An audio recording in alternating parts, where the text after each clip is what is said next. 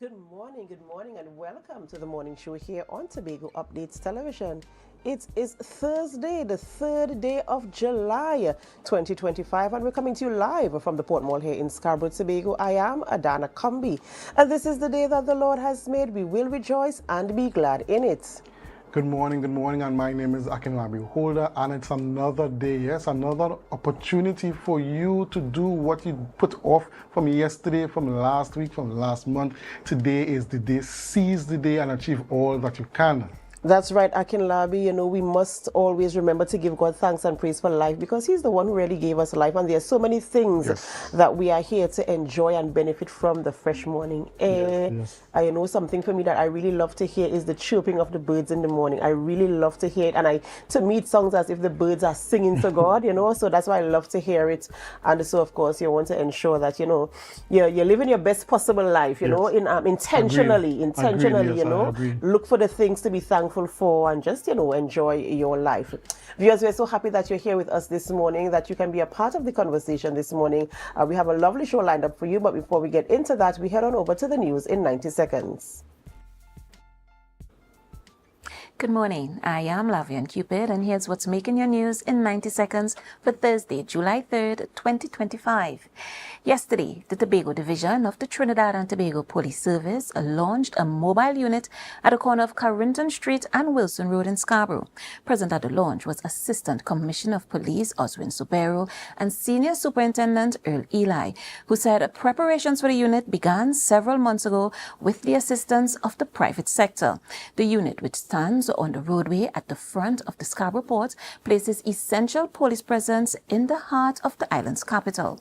During an interview, Superintendent Eli said the post will be operational based on manpower. However, he did add that the aim was to have the unit manned on a 24-hour basis.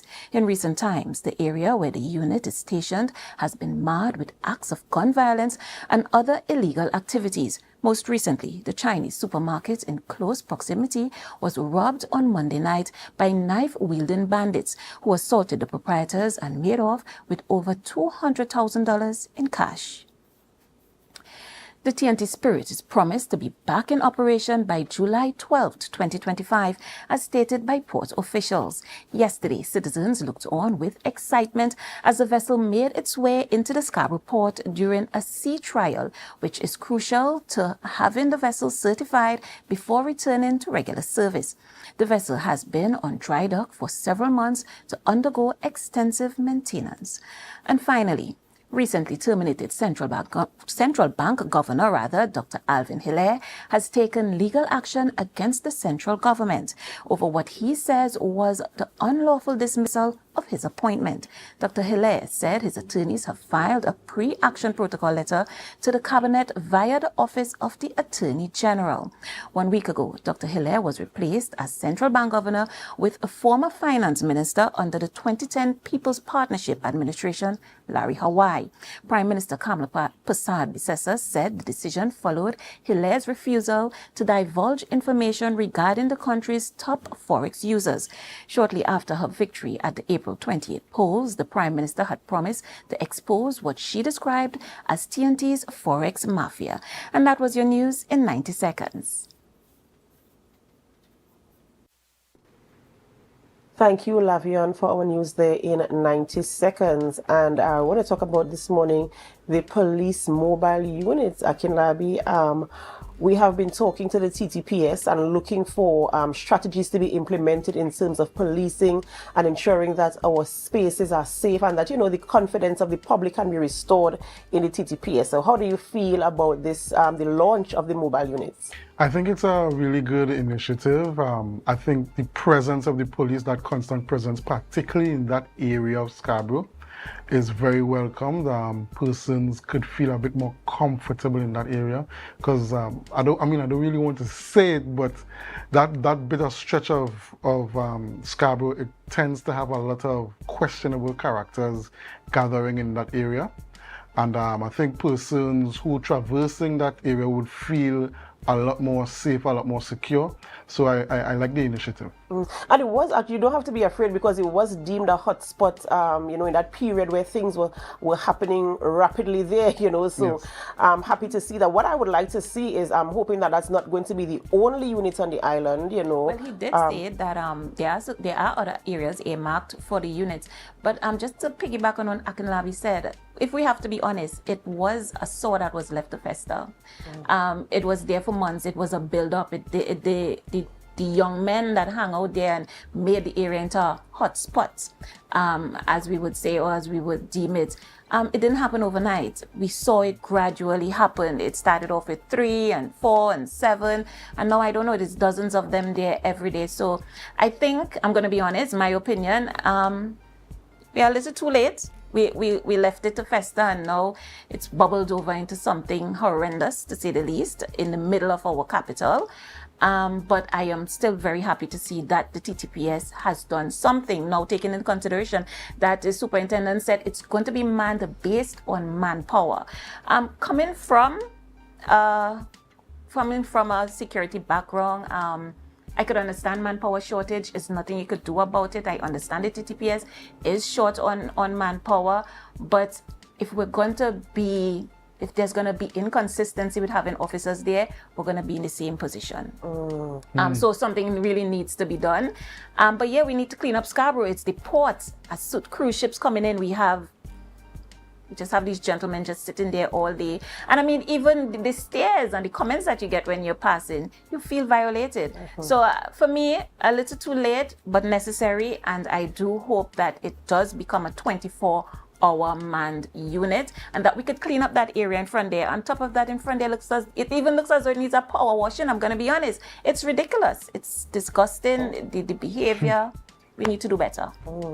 All right, well, here's to hoping that that initiative springs some sort of positive outcomes, and that also we consider behavioral changes, especially in the city, the capital of the island of Tobago as well. All right, Lavian, thank you so much for joining us on set this morning and bringing on news. Have a wonderful day.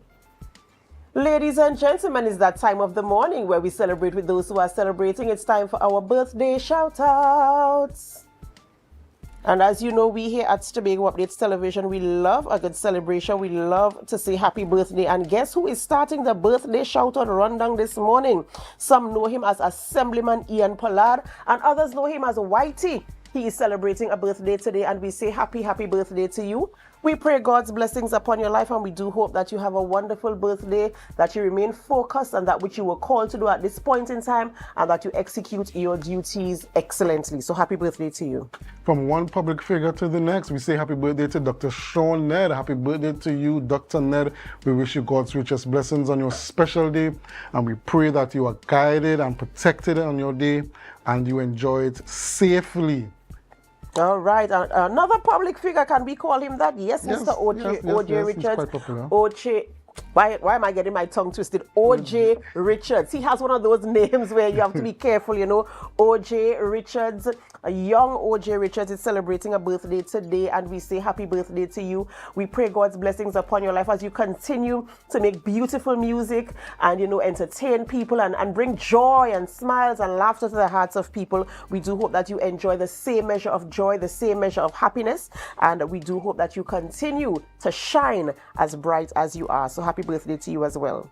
Happy birthday to Mr. Aaron Phillips. Happy birthday to you, Mr. Phillips. God's richest blessings. This is your special day. Make sure to enjoy it. Make sure to surround yourself with friends and family and those that will show you with love and positivity on this day. And you take some time out to reflect on all the things that God has blessed you with over the years and what you're looking forward to in the coming year.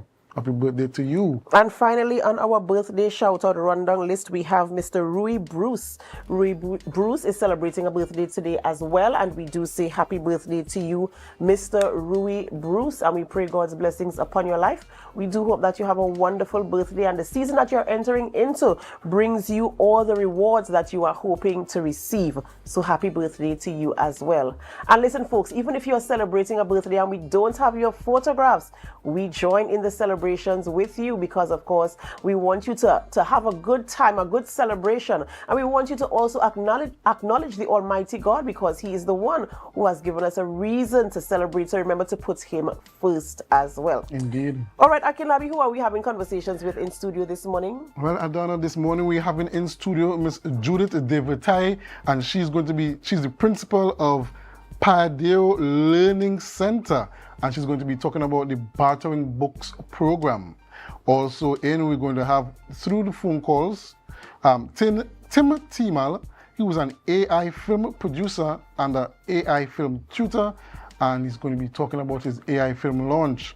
And finally, Miss Afia Gift, co-founder of the Heritage Haven Books and Things, is going to be talking about Heritage Haven Books and Things in our Woman in Business segment. All right, so that's a lovely show we have lined up for you this morning, viewers, and we do hope that you could stay with us throughout the entire program. And remember, you can leave your comments on our Facebook live stream and our YouTube channel at Tobago Updates. We look forward to hearing from you. We enjoy reading your comments. We enjoy when you give your opinions, when you ask your questions, because remember, you are the sole reason why we remain number one for morning show here on the island of Tobago. So whether you're right here on the island of Tobago or in Trinidad, the Caribbean region, the United States of America, England, Canada, the UK, wherever you are this morning, we thank you so much, and we invite you to help us. Share the live, share the live, share the live. We'll be right back.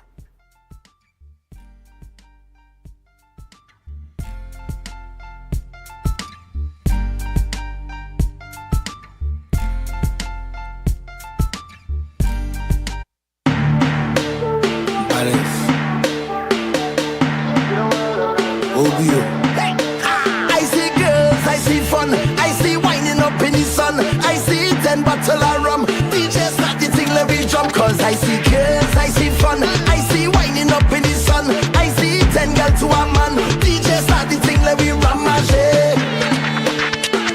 When my team touch down, everything get wild. Hey, hey, hey, take out your flag and fling it up, take out something and fling it up, fling it up, fling it up high. Hey, hey, hey, start to jump up and fling it up, take out something and fling it up. Do you think you know Premier League or Champions League football? What about international cricket or the IPL and CPL? How about NBA basketball? Well, now you can put your skills to work to earn some extra cash by betting on the games with TT Bet Arena. Simply go to our website, choose a sport you want to bet on, find the games and place your bets. And with your computer or mobile device, you can bet from anywhere. Just go to ttbetarena.com, sign up for a free account, make a deposit, and start betting. It's that simple. You can even qualify for our $2,000 sign-up bonus. We also have horse racing, plus live casino games where you can bet using TT dollars. And check our new Tobago location at 7B Milford Road, Crown Point. For more info, call or WhatsApp 494-0634. TT Bet Arena, the #1 sports betting company in Trinidad and Tobago. Courts is well known as the Caribbean's largest retailer, providing consumers for generations with the very best products to enhance their homes. This year, we bring our expertise to businesses. Courts Business Solutions will serve small, medium, and large companies with the very best products at the most competitive prices, backed by warranties and after-sales support. Hoteliers, office managers, restaurants, and so many more. Courts Business Solutions, a brand of the Unicomer Group.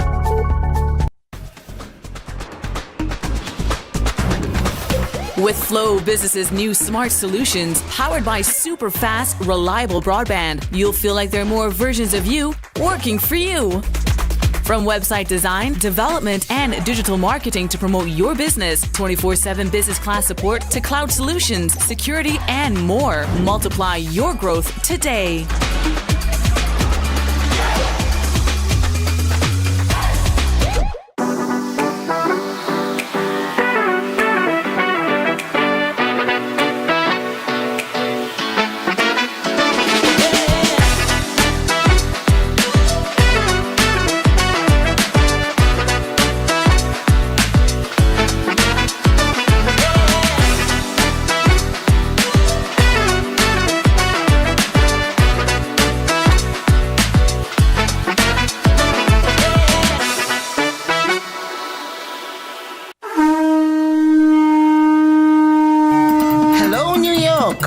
Ready to celebrate the essence of Crusoe land and the culture of Tobago? Well, get ready for Tobago Day in New York City, hosted by the Tobago Empowerment and Alliance Mission, Sunday, August 17, 2025, Nazareth High School Courtyard, 475 East 57th Street, Brooklyn, New York, 12 noon to 8 p.m. We bring the Tobago vibes to the Big Apple. Live music, Tobago food, cultural performances and family fun. So bring Tanty, Granny, the uncle, invite the whole neighborhood. Just bring everybody and bring your significant other too. Come celebrate Tobago Day in New York City, Sunday, August 17th, Nazareth High School Courtyard. But hey, I forget to tell all you, it's we 10th anniversary celebration. For more information, call 929-327-7857 or check Team's Facebook and Instagram pages, Team Tobago Day.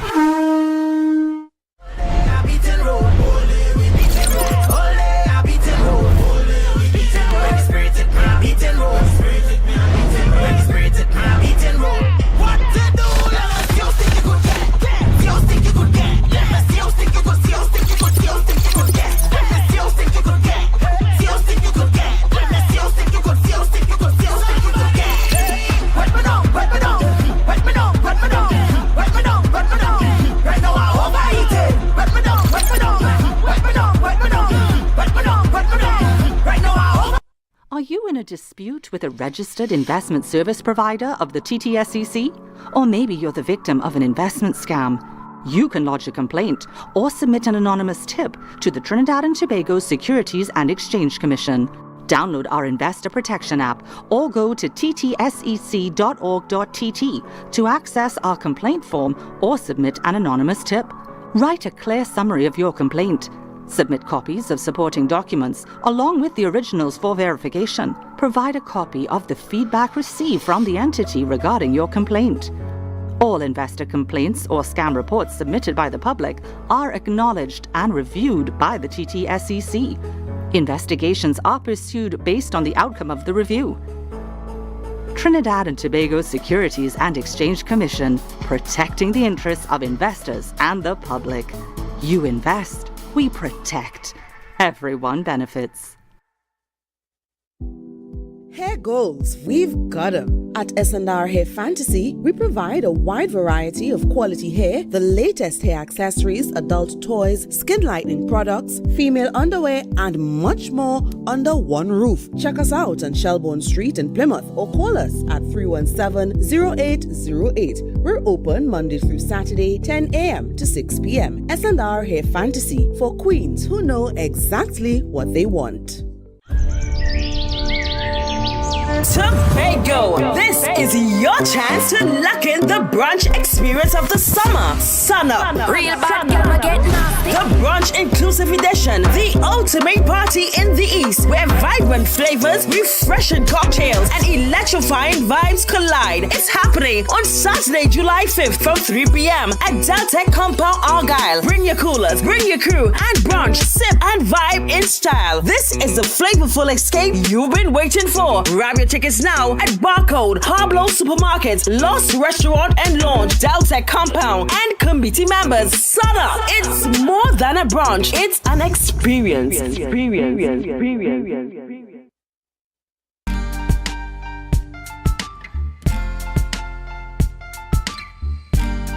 Put a smile on your face when you're moving from place to place. Good morning, good morning, morning. Good morning, morning.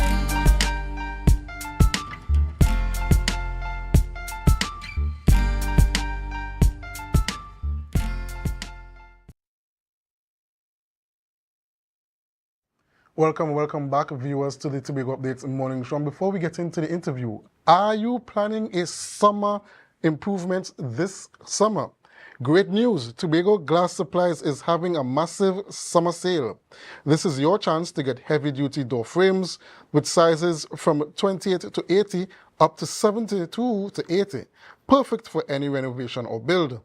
Don't miss their summer of savings.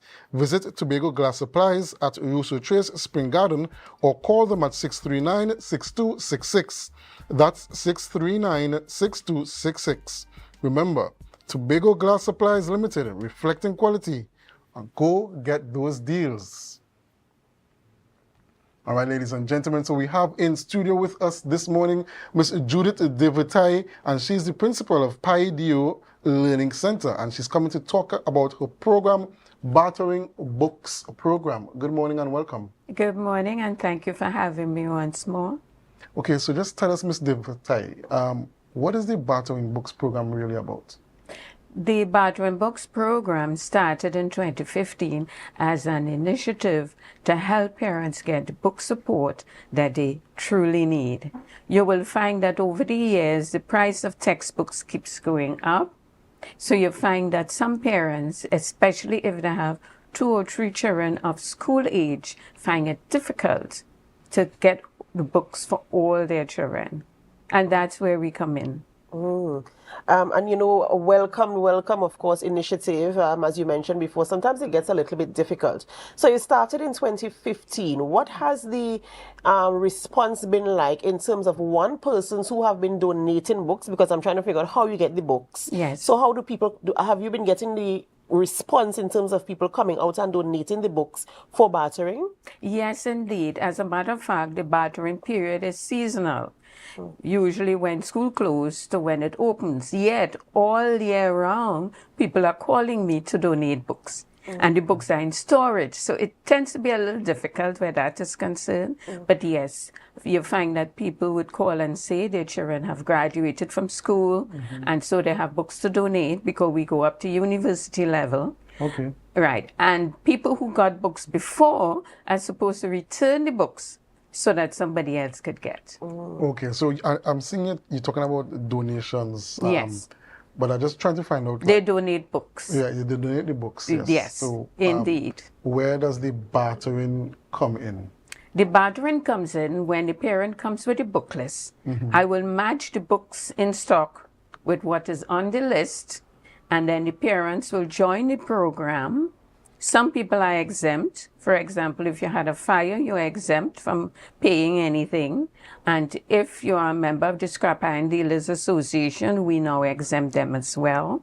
And anybody who have been laid off recently, if you can prove to us you've been laid off, you are exempt from the membership fee, and you just pay the rental. It's $20 rental for a primary school book and $25 for a secondary school book, and $100 for university book, because you're keeping those books for at least 2 years. And those fees is for the entire duration of the time that you're keeping the book? Duration, so you keep the books for a year and you return. We keep a record. You might remember, Ms. Crombie, we have a record. So we have the name of the parents and the books that you got. So we know what you have to return from the Form 1 books to get Form 2. So to be a part of the program, there's a membership, a lifetime membership fee of $150. All right. And you can bring up to 3 book lists. I was just about to ask, so it is a parent can borrow more than 1 year, more than one. So like if I have a child who is in, let's say, standard 3, for instance, I can borrow or rent books for standard 3, and then when the child goes to standard 4, I can come again. Yes, but you have to bring the standard 3 books back and get the standard 4 books. And you're saying that you could bring up to 3 book lists. That means each parent could bring up to 3 children. That is correct, because you find that sometimes that is the case. People do ask if they only have 2 children of primary school age, but their brother have a child. I said, no problem, it's the same family, 3 book lists. That's okay. Okay, and you're doing this partnership with Pentecostal Light and Life. Tell us how you got into that. They are assisting in terms of accommodating us to barter from the school's auditorium. This year will be the 3rd year. We had been at other locations around Tobago, and it's difficult to keep moving all these books. We literally had to get enlistment from the Tobago services and police youth clubs in order to get manpower to move all these books. And the management, Mr. Frank from the board of the Pentecostal Light and Life, said, you can stay at our auditorium as long as you need to continue the program. And how long for this period is the bartering program going to take place? Is it 1 day, 2 days, a week? How long would you be there doing the bartering, and what are the hours? We will be there restarting in Tobago from Wednesday the 6th of August. We are there every Wednesday and Thursday, 9 a.m. to 3 p.m. on Friday 9 a.m. to 1 p.m. for the entire month of August. And 2 weeks, the first 2 weeks in September, will be in the evening after school dismiss, which will be 3 to 6 on evenings. Same Wednesday and Thursday, not Friday. And in terms of coming to with your book list to get the books that you're looking for, is it that you have to register ahead of time, or you just show up with your book list once you're a member and you can just get the books that you look for? How do you manage? Because I'm sure you have to manage the crowds of people that might be coming there for books. How do you manage that? Well, what I would normally say, you can WhatsApp me the book list when it's received. I can give my number now. Sure. It's 333-3173. WhatsApp with a voice note or text message giving me the name of the parent and state whether you are in Trinidad or Tobago. When you're coming, walk with ID, some form of identification, and a copy of the book list attached to our form, because we don't want people just ordering books and it's not for a book list. Right. Yeah? So you bring a copy of the book list when you're coming, some form of identification, and fill out our form, and you get the books. Okay, so could you just say, like, what's the reason you don't want persons ordering books if it's not part of a book list? Because if a friend of mine just need an additional book or something like that. I don't know if you're aware, but there are people who sell textbooks on the side of the street or from their car in different locations. Right, so we don't want to be supplying these people with books that was donated. Right. You cannot sell what was donated. Right. You see, so we try to curb that. So as you raise that issue of persons renting the books to sell them back, is that very prevalent with the program, or do you find that most persons are very honest and they return the books after they've finished using them? By and large, about 25% of the people who get books don't bring it back. Spurious excuses and so on. We can understand if there was a flood, if there was a fire and things like that. But some people, it seems as though they're just not bothered. But we are reminded in the Word of God in Leviticus 19 that you have to love your neighbor. And when you love your neighbor, you're loving yourself. You appreciated the fact that you got books for your children. Bring it back for somebody else to get. Yes. You see? Yeah, I agree. And when someone does not bring back the book, because you're talking about 25%, and that's a big chunk of the persons who are getting the book. Books, yes. Are those persons allowed to borrow books again? No, ma'am. They are put on a blacklist. Yeah, we blacklist them, and this is why we ask for ID to make sure that we have all our records in order. So we have records going way back, so you cannot jump the system. Right. So currently you have books ready for primary school, secondary school, and university level. That is correct. And we are in the process of looking to computerize the system. Right. So that when books come in, it's logged in. And when it goes out, the system will minus it from stock. Right. That's that's the way we're going. Yes. Computer We're progressing. technology. Seeing that you all are growing so much, are you looking for a space that you could sort of call your own in the future? Yes, indeed. We have approximately 400 parents recurring in terms of on file. And for example, in Trinidad, where we also battle books, we need a home. We have outgrown our space in Trinidad, and in Tobago, we are very thankful to Pentecost and Light and Life, but I'm sure they would like to get back full use of the entire auditorium. Yes. Of course. You know, we continue to wish you all the success with the bartering program, and I hope you do find a home, a permanent home for your books here on the island of Tobago as you continue to help families, you know, across the island, and not just the island, Trinidad and Tobago by and large. I hope you continue to get the donations you need, and I hope parents continue to cooperate with the policies that have been implemented. Remember, no, you are not the only person who wants to borrow books. There are other persons as well. So we wish you the best. Just give us the dates again that you'll be in Tobago so parents can know when and where to collect books. Pentecostal Light and Life from Wednesday the 6th of August from 9 in the morning till 3 in the afternoon every Wednesday, Thursday, and 9 a.m. to 1 p.m. on Friday for the entire month of August. All right, so you heard it here, ladies and gentlemen.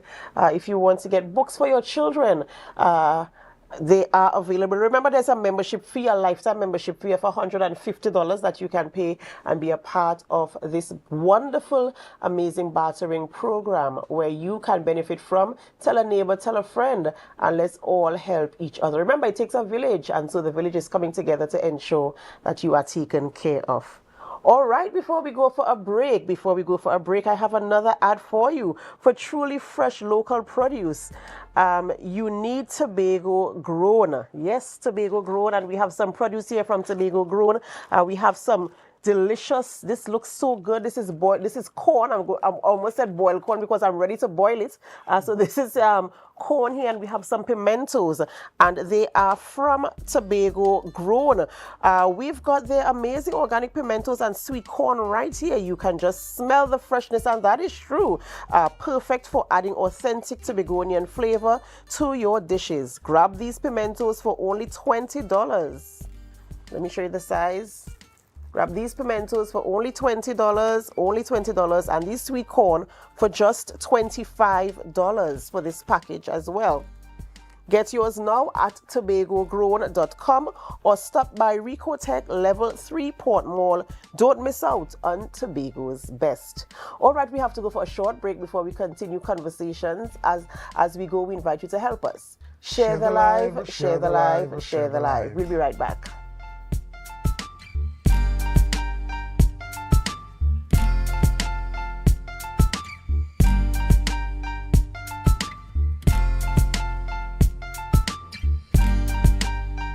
Quartz is well known as the Caribbean's largest retailer, providing consumers for generations with the very best products to enhance their homes.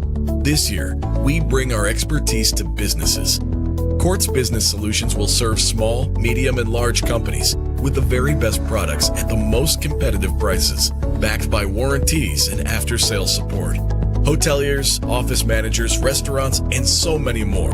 Quartz Business Solutions, a brand of the Unicomer Group.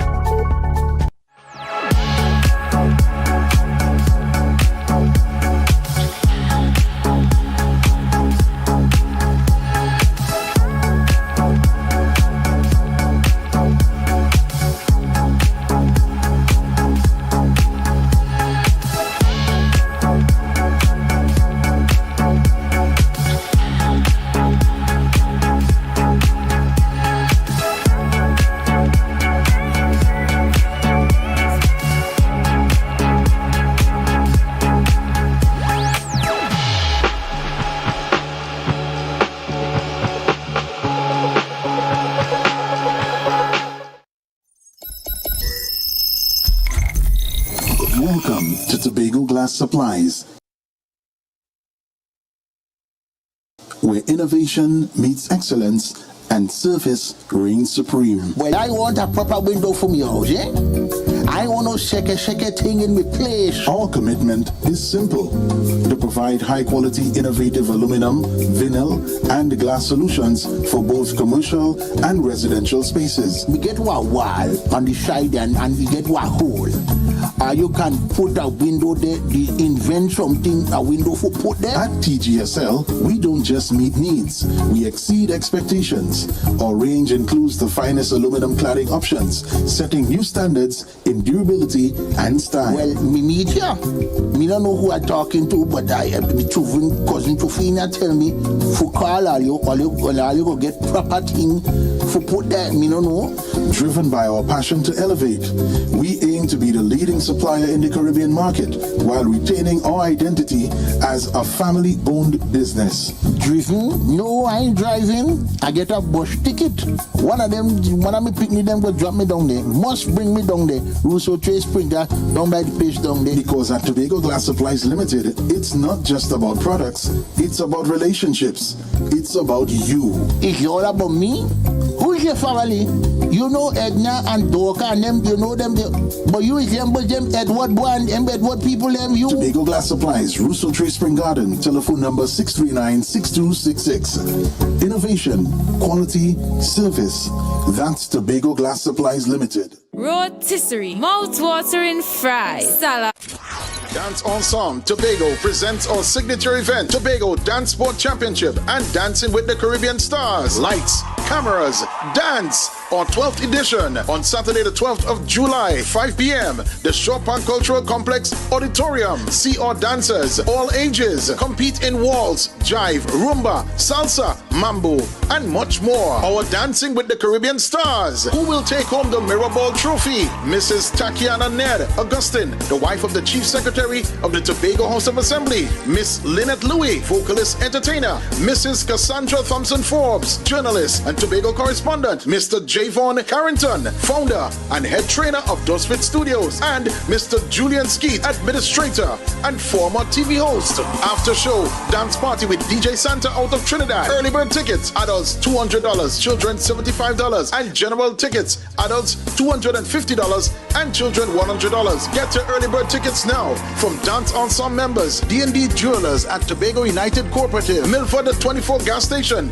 in Canaan, and the Chopin Cultural Complex box office. For more information, you call 772-9049 and 340-5758. You can't miss this one.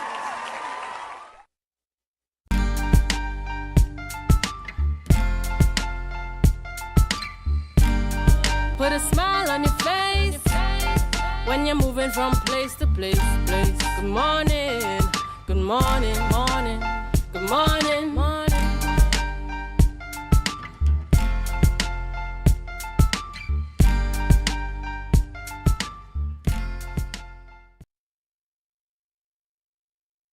Welcome back to the morning show here on Tobago Updates Television, and thank you so much for staying with us. Before we get into our next interview, guess what? We have the photo of the day for you. And this photo was sent in by Kerry Walcott. We do hope that you are able to identify where this photo was taken, right here in beautiful Tobago. Yes, remember you can leave your comment on our Facebook live stream and our YouTube channel at Tobago Updates. We want to know if you know your island the way we do, and we say thank you so much, Kerry Walcott, for sending in this photo for us this morning.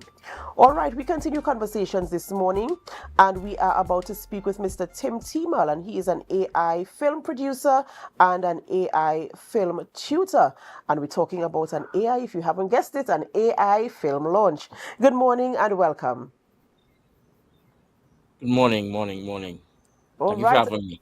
Of course, a pleasure having you here with us this morning to go through this conversation. Now, unless you've been living under a rock, we all know that AI is here, and I believe AI is here to stay. And we have been, engaging with what AI is and the capabilities of AI. And here we're talking about now a film launch, and you being a film tutor, an AI film tutor. So tell us a little bit about the fact that you're an AI film producer and how you got into that industry. Right. So I have always been in the industry. I'm a screenwriter by profession. I was on the board of directors at the Film TT back in 2014. For a very short time, I was the acting CEO and so forth. So this is my industry, film and television. But what AI has brought to the table is a democratization of filmmaking and an opportunity for anyone to tell stories that they might have had in their head, they might have been telling to their children, something that might have been, historical, something in the family. So it's a real fascinating opportunity that is now. How to use AI to do that will be very interesting. By no means am I an AI expert, so I'm going to ask you questions that might sound, like trivia to you. How do you engage your ideas, your stories, and hand them over to AI to create and build a film for you? So it's not about handing them over to AI as such. It's about using. Think about AI as a tool.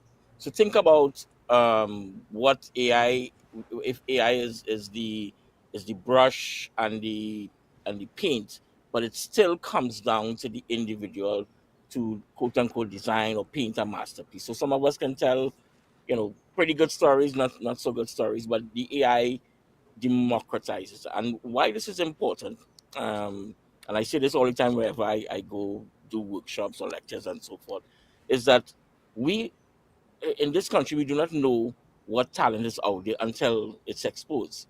So, for instance, in Tobago, there may be some little boy in Bethel, some little girl in Charlottesville, in Kimballton, and um, anywhere up in the country, and who might be the greatest storytellers out there. But how do we harness that talent? How do we expose that?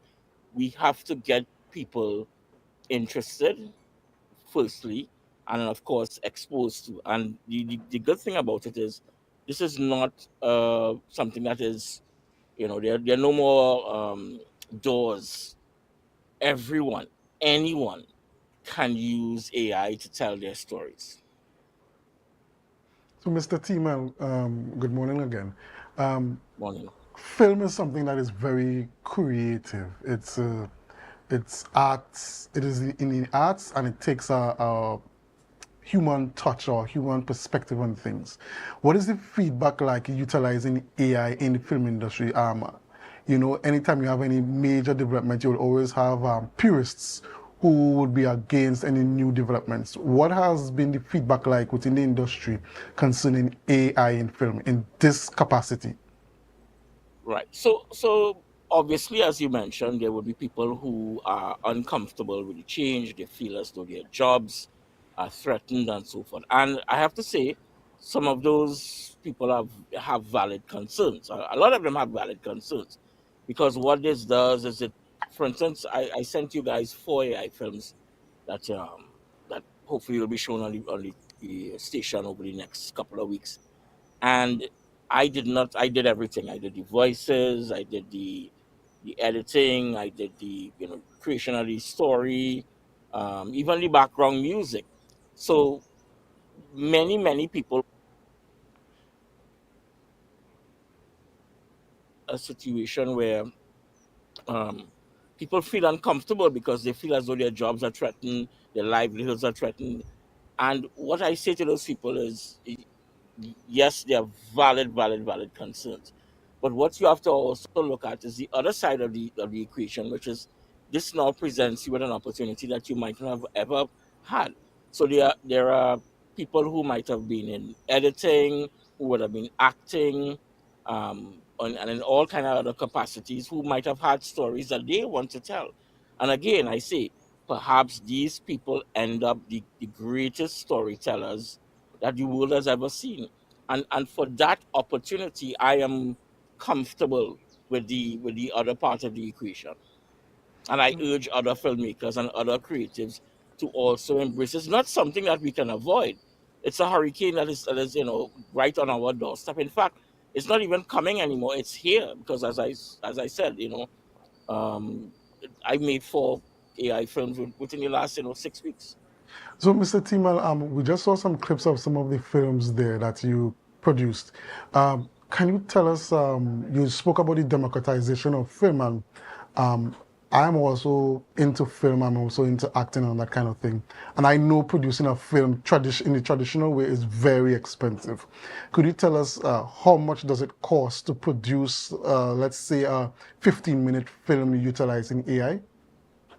All right. So that's an excellent question, and something that I've been, dealing with from the very beginning. It does not cost a lot of money. And the other part of it is, it is very, very quick. So, for instance, as you would know, if you had to do a 15-minute film, you're talking minimum 50,000, 100,000. I can guarantee something like that might cost anywhere from 5 to 10,000, according to the complexity and what it is you're trying to do. So that you know cuts out a lot of the problems. And of course, the other part is, you as the individual have absolute control of what happens in the film, right? So, and that is important, because oftentimes the producers, the writers, the people who have the vision have this thing in their head. They want to see it this way. They want to make sure it comes across this way, the acting and so forth. So it gives you an opportunity to be as precise as possible, and not just for filmmakers, because I have a couple of people that I work with, and I remember one saying, they're using it to tell stories to their children at night. And not only is it this, you have the ability to create books and films and so forth, but you have an opportunity to really leave a legacy for your children. So, years from now, 10, 20, 30 years from now, as they grow up, they can say, this is what mommy or daddy or my parents did for me. And that, from a parent's perspective, from a teacher's perspective, that creates a whole new dynamic in terms of what we do for children. And in terms of the film launch, I know that there's a launch. You said you sent 4 films for us, and we saw, as Akilabi mentioned there, we saw a clip of it while we were speaking a little bit earlier. When is the actual launch of these films? Are they all launching at the same time? How does that work? You all have the opportunity to show them. They've been shown on. So I've been highlighted on TTT and METV. I've done workshops at both places, Scotch as well. I have a class that I teach in Point Fortin. In fact, one of the films that you all have, Deepfake TT, which is a very interesting film about how AI could be used in a very, very manipulative way.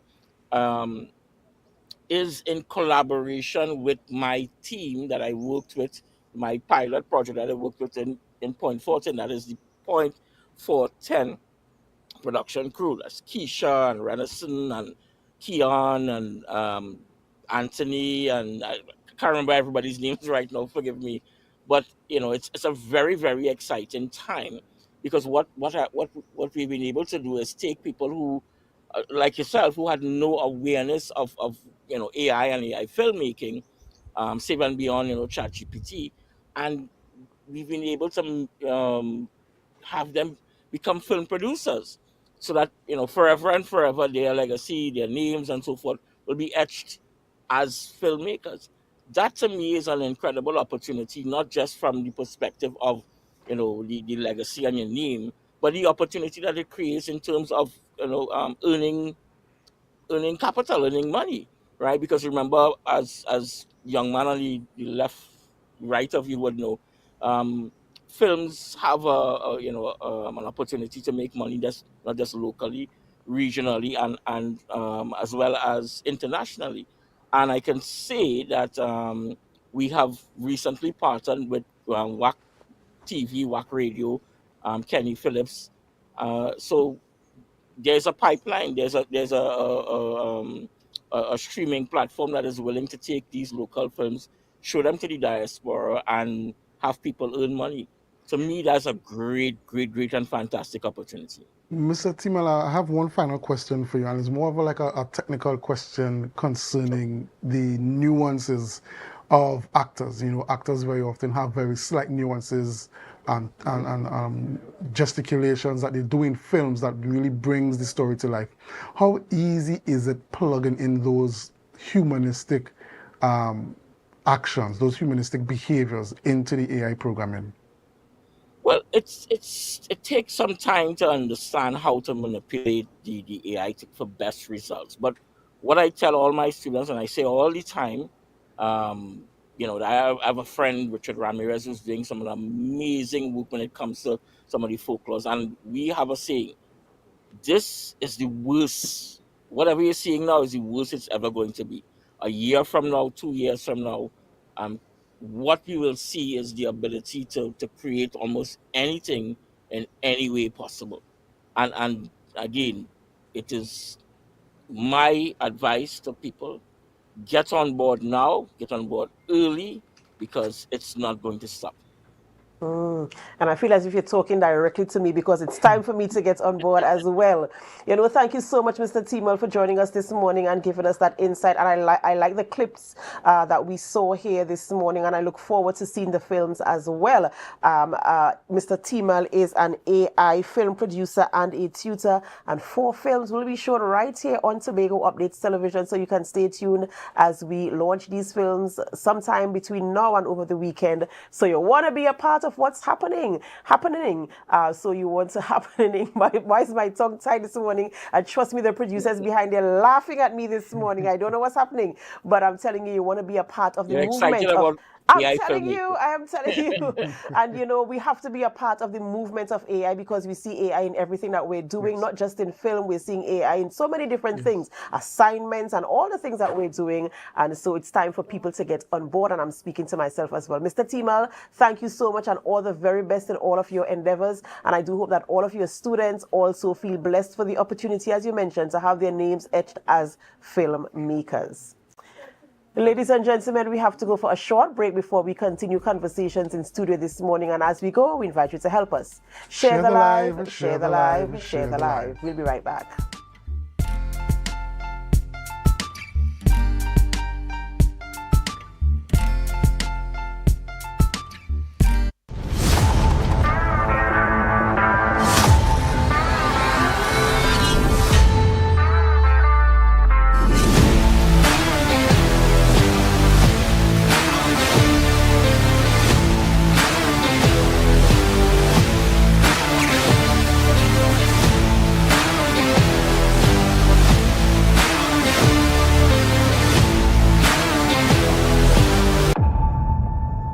When the game is on, you don't want to miss the best moments. With AMPLIA TV, you can enjoy our ultimate sports package and watch your favorite games on the go. Stay connected and informed with sports news, scores, and stats with AMPLIA's fastest internet speeds. Up to 1 gigabyte fiber internet, you can stream riveting football action, cricket, NBA games, and much more. With AMPLIA, it's game on. Visit amplia.co.tt or call 800-4663. AMPLIA. Do more, live more.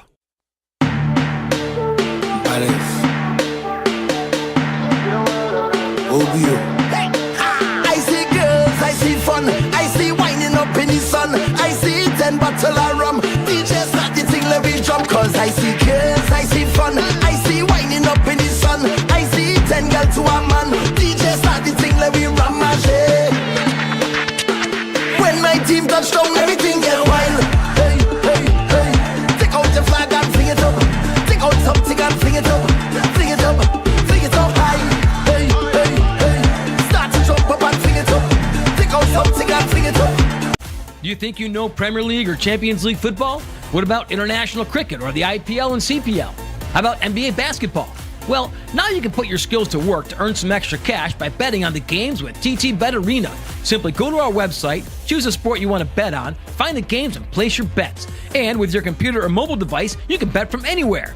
Just go to ttbetarena.com, sign up for a free account, make a deposit, and start betting. It's that simple. You can even qualify for our $2,000 sign-up bonus. We also have horse racing, plus live casino games where you can bet using TT dollars. And check our new Tobago location at 7B Milford Road, Crown Point. For more info, call or WhatsApp 494-0634. TT Bet Arena, the #1 sports betting company in Trinidad and Tobago.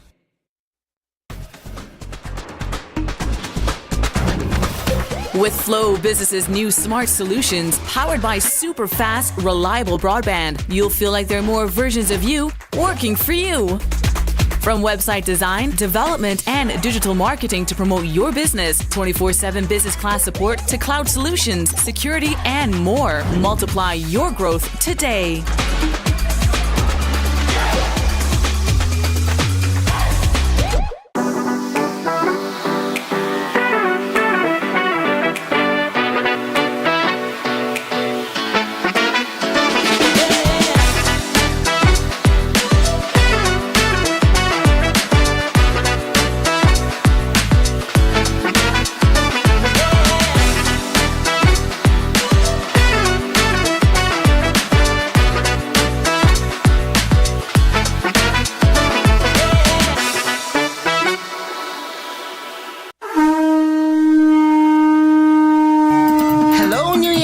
Are you ready to celebrate the essence of Crusoe land and the culture of Tobago? Well, get ready for Tobago Day in New York City, hosted by the Tobago Empowerment and Alliance Mission, Sunday, August 17th, 2025, Nazareth High School Courtyard, 475 East 57th Street, Brooklyn, New York, 12 noon to 8 p.m. We bring the Tobago vibes to the Big Apple. Live music, Tobago food, cultural performances, and family fun. So bring Tanty, Granny, the uncle, invite the whole neighborhood. Just bring everybody and bring your your significant other too. Come celebrate Tobago Day in New York City, Sunday, August 17th, Nazareth High School courtyard. But I forget to tell all you, it's we 10th anniversary celebration. For more information, call 929-327-7857 or check Team's Facebook and Instagram pages, Team Tobago Day.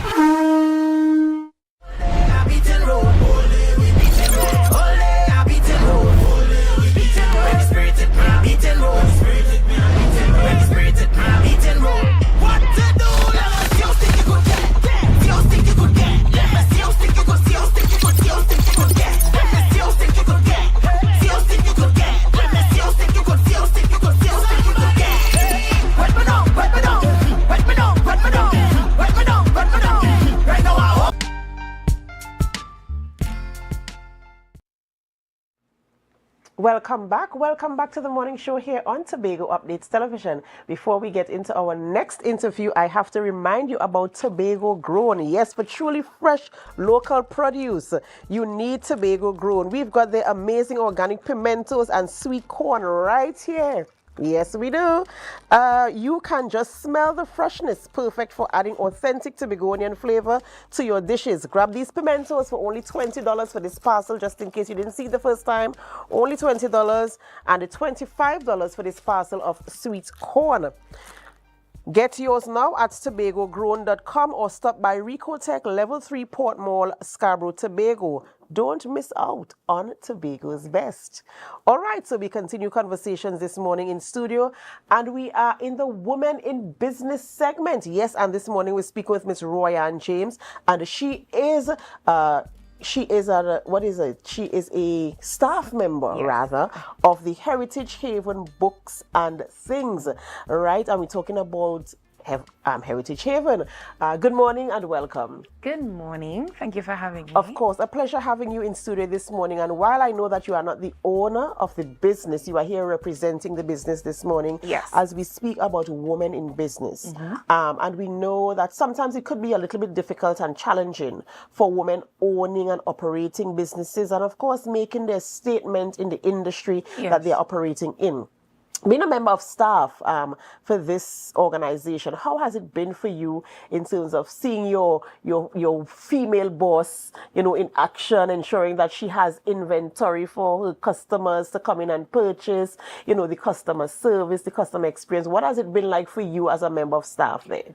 So definitely, just as you said, I think it sort of is a challenge for women in business to have their voice heard, or to sort of exist in a space where, I guess, not necessarily is more male dominated, but just to have a voice in general. So as far as my boss, I love her because in everything she has a vision, and she wants the vision to be out there. Our bookstore is a culturally based bookstore. It's an Afrocentric bookstore. And so we saw that there was a need, and of course it's something different. We don't have any. This is the first Afrocentric bookstore that we have on the island. So definitely it's sort of a challenge to have things going as frequently as we wanted to, but God is good, and we will get it done at the end of the day. And I like the fact that you mentioned your boss has a vision, and she kind of knows what she wants to get done. I've seen a market there, a gap in the market, and filling that niche. Of course, it will be a little bit challenging. I see you are located there at the Esplanade. Yes. So we're hoping that the foot traffic will pick up. But why do you think for your boss it was important to ensure that there is an Afrocentric bookstore, even a space? Because when I look at the interior of the establishment, it's really a space that you can connect with and identify with. So why was it important for her in your communication with her to ensure that that was established on the island? Right. So in her absence, I definitely wanted her voice to be heard for something, because she knows the vision, and she has the essence of it also. I have something here that she wrote. She said, "Heritage Haven is more than a bookstore. It's a cultural space rooted in pride, purpose, and possibility. Our vision is to inspire a love for reading and learning, especially for the young and the young at heart. We are here to create a space where people can see themselves reflected in the stories they read, clothing they wear, and items they take home. We want Heritage Haven to be a reminder that our stories matter, our culture is rich, and our dreams are valid. Oh, that is so absolutely amazing, you know. Yes. And I'm happy that, you know, the thought was given into from the young all the way up, you know, Yes. engaging people in reading, which is very, very important, and knowing who you are, knowing your heritage, knowing your culture. And I like the name of the store, Heritage Haven. Yes. You know, so it really talks to who we are as a people. You know, in terms of you working there, what has your interaction been with? I know you said it's a little bit slow. It's now it's starting to pick up. It will pick up. Yes. I'm saying that now. Yes. What has been your interaction with your customers? Have you been seeing people showing interest in, oh, I didn't know this store existed and it's such a nice store? What has been the comments and the feedback? Yes, so it's definitely a lot of that. Most times persons would pass on the Esplanade, glance over and see the books that we have for display, and then they come into the store.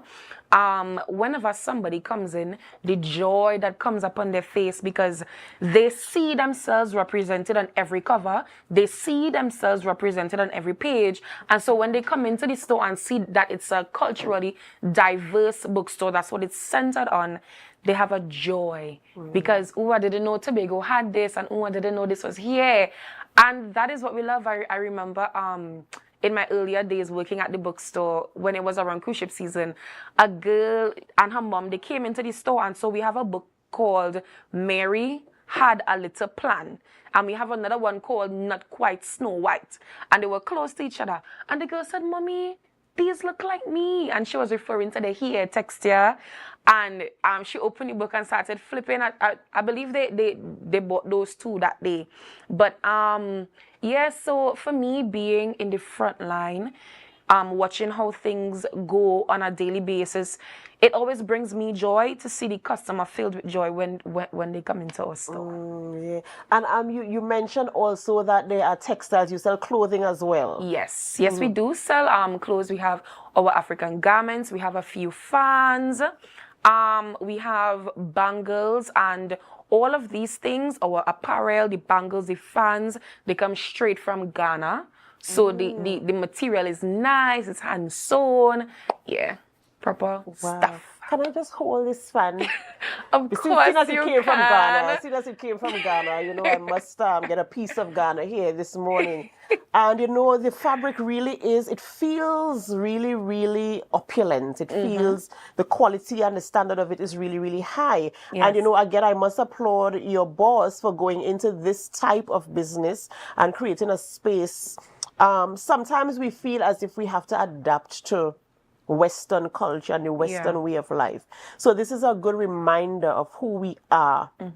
You know, and I really do hope that especially our younger children, they can see themselves in stories. And I see some of the animation on some of the books. If you could hold them up for our viewers to see the animation on some of the books, where children can actually see themselves on the cover of the books, you know. They can identify with, this can be me, this is me and my friend, this is my mommy and my daddy, or these are people I know in my area, my community, you know. This is just so absolutely amazing. This really, really is amazing. And, you know, of course, oh, I like the title of this one, Ambitious Girl. I like it. I like it very, very much. So we do have a lot of affirmation related books for young boys and young girls. Like this one is Little Black Boy. All the things you will do. Yeah, this one is also an affirmation book for women, affirmations to Black women, and this one is actually one of our best sellers, you know, because they would read the affirmations and the note below, and they're able to journal about it and write about how they feel, you know. So. Right, absolutely amazing stuff. You know, I wish you all the absolute best. And this is a plug here. If you are in Tobago, or you're coming to Tobago, you're from Tobago, you heard about Tobago, and you're planning to get here, you need to go to the Scarborough Esplanade and you need to visit Heritage Haven Books and Things. Grab yourself a book, grab yourself a fan, or find out about their garments and all the things that make them who they are, and see if you can identify yourself there as well, right? Many, many congratulations to you and your boss, and we wish you all the absolute success. Thank you. Ladies and gentlemen, we've been speaking to Royanne James. I hope I got it correctly. Yes. Right, Royanne James, and she is a staff member there at the Heritage Haven Books and Things bookstore on the Scarborough Esplanade, talking about the Women in Business segment this morning. Before you go, of course, we do have to tell you again about Tobago Glass Supplies. Are you planning home improvements this summer? Well, there is great news. Tobago Glass Supplies is having a massive summer sale. This is your chance to get heavy-duty door frames with sizes from 28 by 80 up to 72 by 80. Perfect for any renovation or build. Don't miss their summer savings. Visit Tobago Glass Supplies at Rousseau Trace Spring Garden or call them on 639-6266. That is 639-6266. Remember, Tobago Glass Supplies Limited, reflecting quality. Go get those deals. All right, ladies and gentlemen, before we end the morning show, we have to remind you about the photo of the day. Were you able to guess where the photo of the day was taken today? It was submitted by Kerry Walcott, and we say thank you to Kerry Walcott. This, of course, is in Palatuvier. Yes, Palatuvier, right here on the island of Tobago. Beautiful, beautiful Tobago.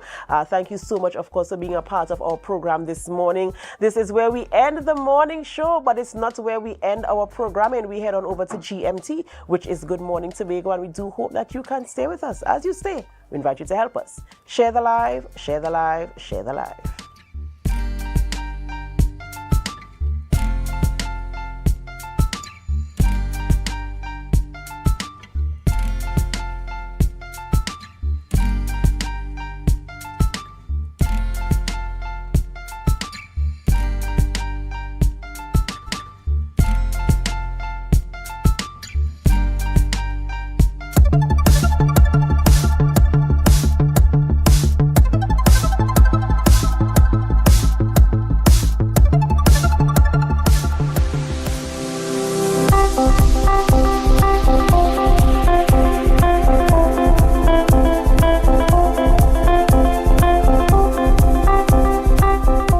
Pertain to the primary preliminary, the training session is to just ensure that the students are aware of what the procedures of the sittings are. That is how they address the chair upon arrival, how it is that they address the chair when they leave, that they are familiar with the standing orders that they need to use, that they are aware of how the sitting flows from the time a motion is moved, from the time a motion is proposed, and from when the question is put and voted upon. But we just want to ensure and to make sure that they feel that the space is safe, that they could have a conversation about a very important topic that is there to Tobagonians, internal self-government for Tobago. And this experience would help them in time to come. This year for them, they had the opportunity to speak with the Chief Secretary, so he was our subject matter expert. So they was able to ask him questions and autonomy, what they think his personal views are on some of those matters. And it was really enlightening for them. So they got to see what OCS looks like, the new Ocho Child's facility there, and so on. So we just edging them or easing them into the procedure.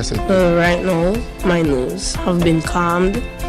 I thought it would have been more nerve-wracking than this, and I'm relieved that it is like that.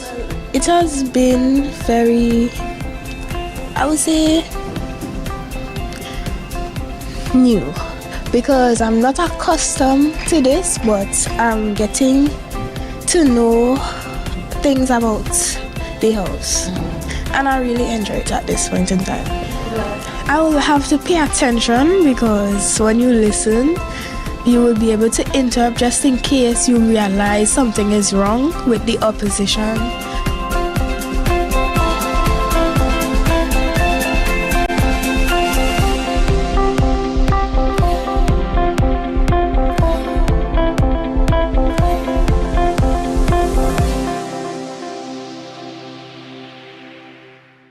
That was a production of the Department of Information, Office of the Chief Secretary, Tobago House of Assembly. You're viewing Tobago Updates Television, your exclusive gateway to Tobago, broadcasting the beauty of this island paradise to the world.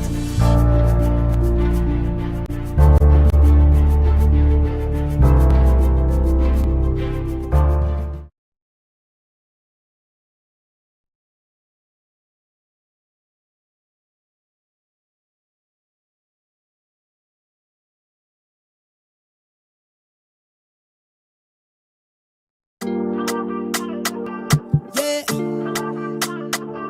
Hey. Bagel updates. Na, na, na, na. Good morning, Tobago. Na, na, na, na. Let's go, go. It's a brand new morning. Rise up to a brand new dawning. As the passion start to rise, the energy fill the skies. I say thanks for favor to wake up and hear my neighbor. 60,000 people strong, and the vibes is never wrong. We are beauty, we are power, we are people in the sun. We are beaches, we are rivers, we are melanated ones. We special and there is no denying. Tobago is number one. I am you and you are me. Together we stronger. Good morning, Tobago. Good morning, Tobago. Good morning, Tobago.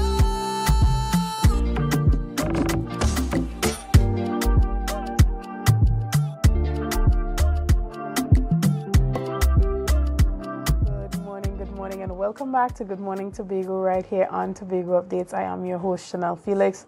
And you know, whenever you see me sitting here, it's because we're about to have those conversations that you want to have while I ask those questions that you want asked.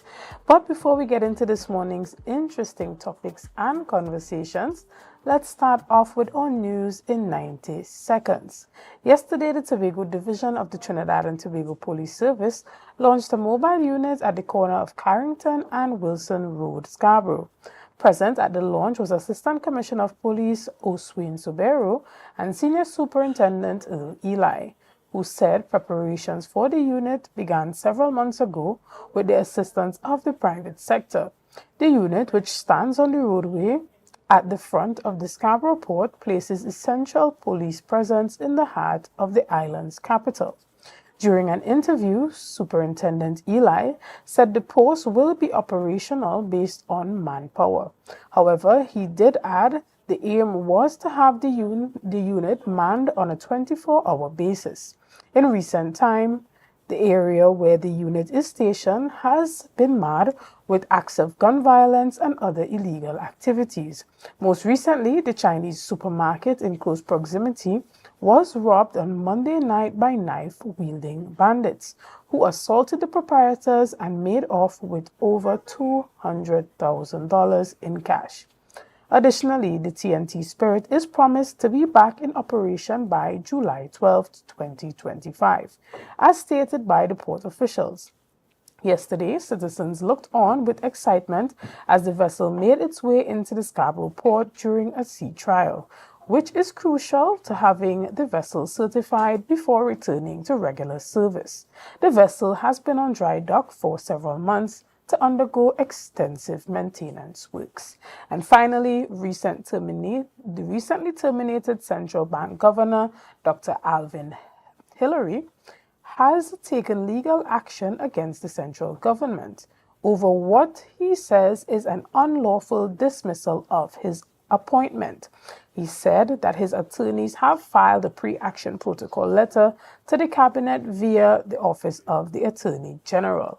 1 week ago, he was replaced as central bank governor with former finance minister under the 2010 People's Partnership Administration, Larry Hawaii. Prime Minister Kamala Persad-Bissessar said the decision followed Hilary's refusal to divulge information regarding the country's top Forex users.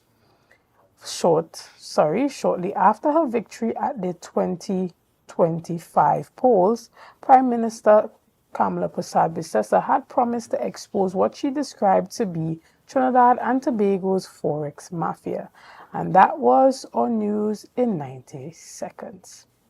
This morning, we continue our conversations here, and we have a special guest on screen with us this morning, who is no stranger to us here at Tobago Updates. This morning, we are chatting with Mr. Ashwood Jack, former minority leader of the Tobago House of Assembly. Good morning and welcome. Good morning, Chanel. Good morning to the viewing and listening public. And it's an honor and a pleasure to be here. Right. Now, you have been a part of critical sectors here on the island, one of them being natural resources, with your appointment as the chairman of the Spell Board. And, you having participated in other areas of economic growth and development on the island. You have had the opportunity to listen to that budget presentation for 2025 by the Secretary of Finance. And before we get into this morning's conversation, give us your initial thoughts. Well, first I want to congratulate Secretary Roberts on her presentation for a number of reasons. One, Petal is the first female to ever held the position of Secretary for Finance, and that is a breakthrough for the female gender. And as a father of daughters, that feels good. And of course she handles herself with grace, with poise, and with professionalism. And so I want to congratulate Secretary Roberts in that regard. To me, there were a couple of outstanding features, a couple of things that I thought stood out for me in that budget. One of them had to do with an intended focus on agriculture. Right? And I'm one of the people who believe that if you can't feed, a country can't feed itself, it really is in some trouble. I remember Huchoy and I used to have a conversation all the time about natural disasters. And if there's a natural disaster in Trinidad, how much Tobago is going to suffer more than Trinidad will suffer? Because if you have a natural disaster, naturally you will have to take care of yourself and everybody else have to wait. And so an increase in agricultural production becomes very important. Also, in a country that is having problems with foreign exchange, it means that the more we produce for ourselves, the less money we have to spend to import it from outside of Trinidad and Tobago. And I also heard in the presentation that there was some interaction, I think it's St. Kitts Nevis, where they want things like cassava product and some other products from Tobago. What does that mean? It means that we will be able to bring in foreign exchange for Tobago and Trinidad and Tobago by extension as a result of our increased and sustained agricultural production. It was also said in that they were going to be selling in the duty-free some of the Tobago products. And Tobago has some brilliant products. There's a cassava cake that I particularly like, and some other stuff that are going to be sold in duty-free again, bringing much needed foreign exchange to the Tobago space. There was also some concentration on tourism. I saw where they wanted to do an increase in terms of the advertising budget. And we know that is the biggest problem for Tobago. Barbados spends about $50-something million US a year on advertising. Tobago spends about $2 million US per year in advertising. So there's no way we can compete. And of course, we haven't even spoken about Jamaica. And St. Kitts Nevis, for example, 2 years ago, St. Kitts Nevis tourism arrival was 1.1 million tourists. And then you look at the budget, it was in the vicinity of 30-something million US dollars. So we have to concentrate on that. And of course, one would expect with the commission of the new airport, you would have a bit more space. And again, I want to commend Caribbean Airlines for bringing back some flights later in the day. And I think that will augur well for our tourism sector. So I think that was one of them. And then there was also the concentration on housing, because there are too many young people in this country who, and let me concentrate on Tobago, that have been waiting for houses for the longest while.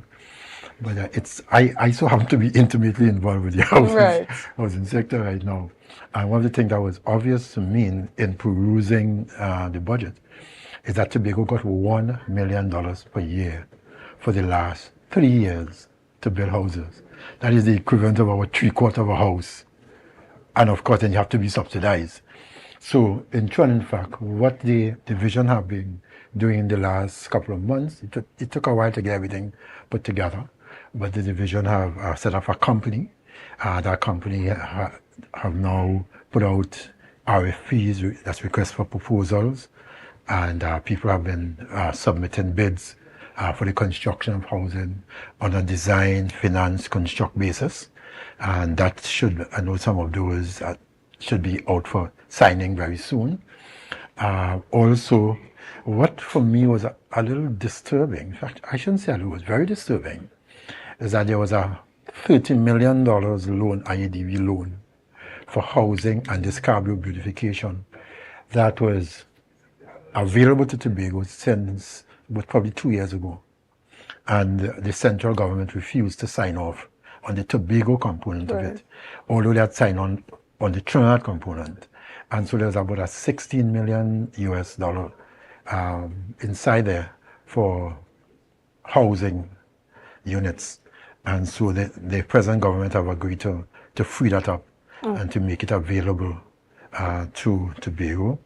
And so very soon that will become available. It's just about 100 something and million. even as you talk about those previous finances that Tobago did not benefit from, if I remember correctly, the details are a bit scarce, but when that oil spill occurred, there was some insurance. that the central government had benefited from.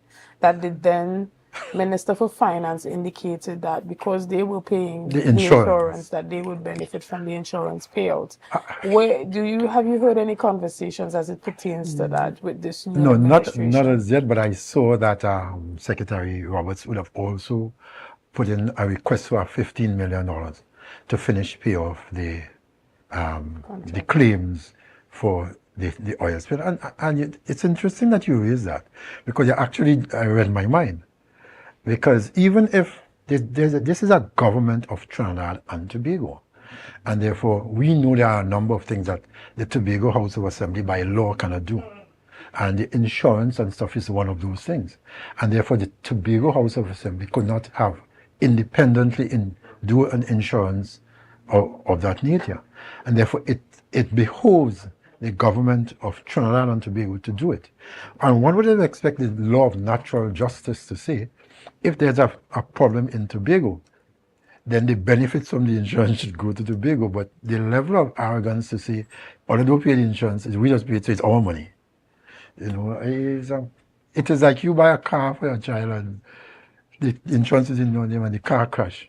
And when the benefit comes, you tell the child, this is my money, I just paid insurance, you go and fix a car how you could. You know, and so some of those things are arrogance that, you know, you really wonder if they really belong anywhere in government. Right. And, you know, even as you listen to the themes of the budget or some of the key areas that the projected economic development and growth for Tobago is anchored on, you hear about agriculture, tourism, small and medium-sized businesses. You hear about the healthcare sector. How do you project these things to actually contribute to that level of economic progress and increase in GDP that we're hearing from the Secretary? Do you think it is a practical... Well, I think... It is practical to say that we want to see a 6% increase in GDP, specifically when it comes to agricultural production. Right. Well, again, the issue of agricultural production and a couple of weeks ago, I think it was 2 weeks ago, there was the recommissioning of the training facility in Buku. To help our fishermen and farmers to become Ankara with the most modern technology in those. There was also a distribution, I think it was at some provincial notes, for 20 farmers to be working in that area at Friendship. And we all know that Friendship is probably some of the more fertile lands in this part of the island. It is also some of the easiest lands to farm because of how flat it is. And I saw the majority of the recipients of that was young people, which for me was a very light moment. I felt good to see that much young people want to get involved in agriculture. We know that Tobago lands are more undulating. And as I said earlier, the more you produce, the less you import. And so that in itself will create employment and at the same time save us from having that first spend out of Tobago. Tourism in itself, Tobago is probably, to me, one of the most underused, under-advertised beauties in the world. You know, I was at Pigeon Point. I am a lover of nature. So if I have a hard day, I go down to the Swallows Pigeon Point area and just look at a sunset. And a Pigeon Point sunset to me is like so relaxing. It's one of the most gorgeous, beautiful things that you can see. And I grew a greater appreciation for it. I think it's about 2012, 2013. I went on a vacation in Dubai. And I had to, I went on a sand dune. And at the end of the sand dune, you went to this Dubai desert sunset. And I actually saw probably, if not thousands, very close to 1,000 more people in the area that we were. And of course, I'm told that it's spread out in a number of areas. And I'm told that it's an everyday feature, that they go to watch a Dubai sunset every day. But what struck me was the beauty of a Dubai sunset. Exactly. The one I saw was nothing close to a Pigeon Point, that Western Peninsula sunset.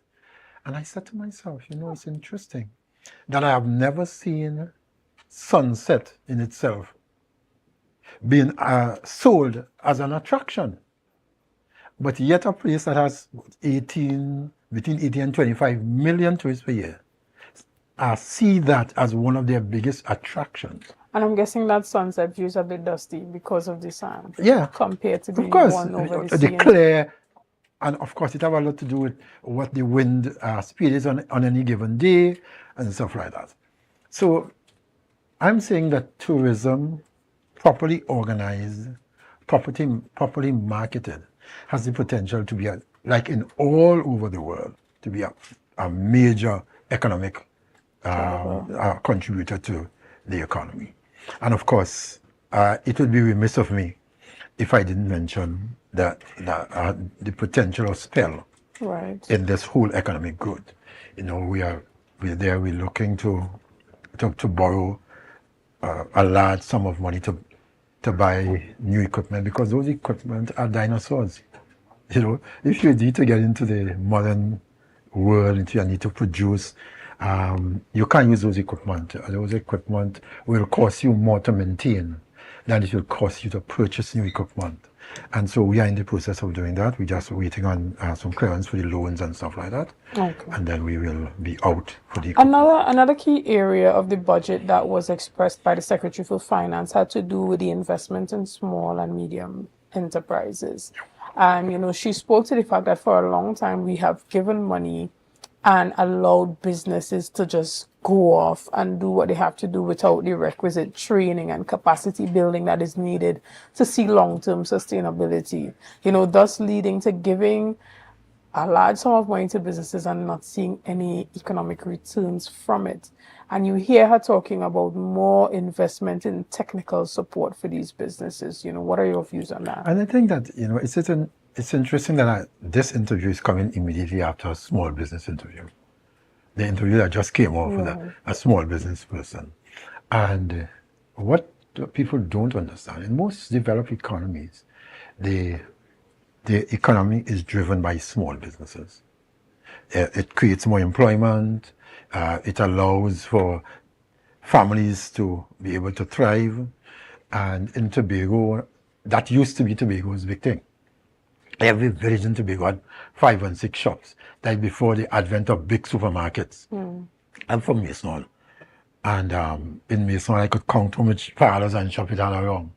Now, if somebody build another shop somewhere, you think they come to compete. Right on the Easterfield Junction in Mason had 4 in less than 100 meter radius. It had 4 parlors and shops. It had Mr. Thomas, it had Mrs. Alexander, Mr. Koch, Miss Daphne, it had Russell Eastman, and it had Miss Florence, later became Mr. Clark, right there. And as you come down the road, there was a bakery right there, and then there was Miss Velma, and then there was Dalmore Edwards, and there was Cleophas, and on the other side of the road was Mr. Spencer. So that was one of the things that kept the village together. Right? The money spent in the economy, and therefore it created employment and all that. Now everybody goes somewhere else into a bigger supermarket. I mean, it's not still lucky to have a couple, but not, of course, not in numbers.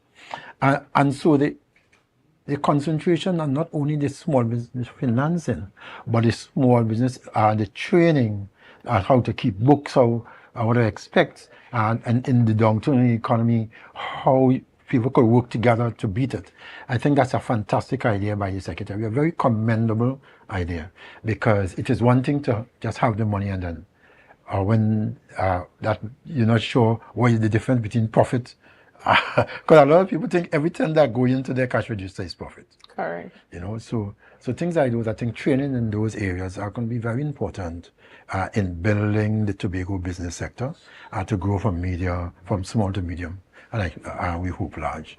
Because if we look at penny savers as a case in point, if we look at Viewpoint, those two are two classic examples of starting a little place. Viewport used to be right in front of the port, in a little board building. Correct. And look at Viewport today. Right? Penny Savers was a little place in Canaan. Now can have what? 3 of the biggest supermarkets on the island. And I always tell people, we have a responsibility as Tobagonian to support our indigenous business people. Right. But we're going to take a quick break right here, and we're going to be back with much more on this conversation. So see you soon.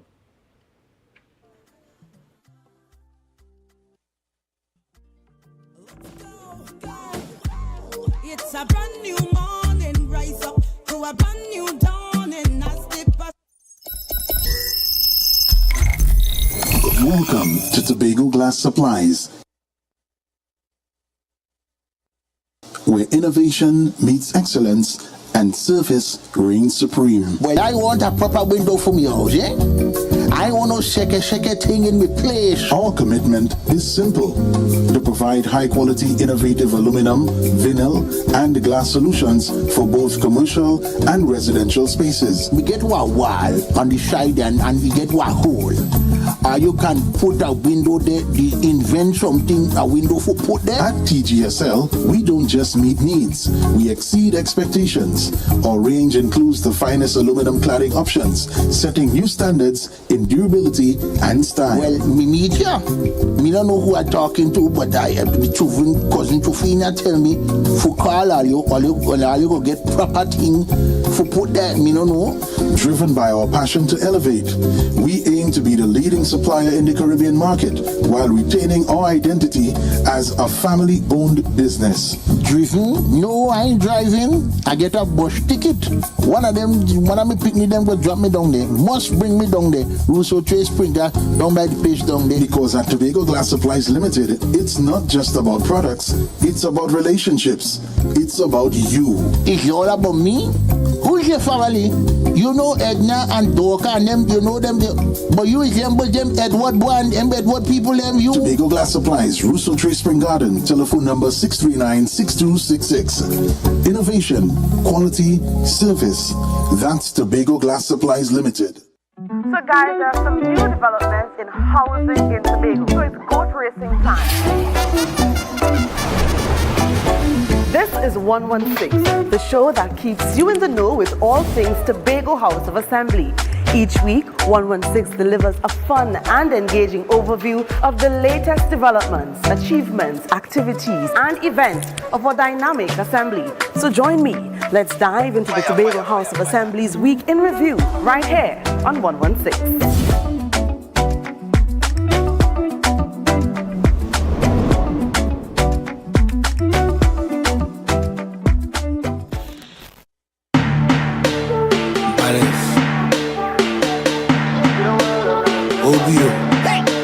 I see girls, I see fun, I see winding up in the sun, I see 10 bottle of rum, DJ start the thing, let me jump. Cause I see girls, I see fun, I see winding up in the sun, I see 10 girls to a man, DJ start the thing, let me rum my shit. When my team touch down, everything get wild. Hey, hey, hey, take out your flag and fling it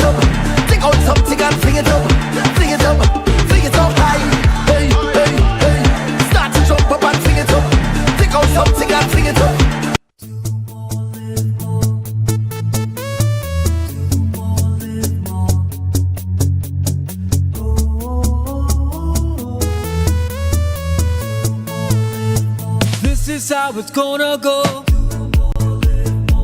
They better look up below, 'cause this is your show, and everybody's gonna know. Say it to them once again. They better look up below. This is your show, and everybody's gonna know. That's how it's gonna go. They better look up below, 'cause this is your show. Live more. Yeah. Hey. Tobago updates. Good morning, Tobago.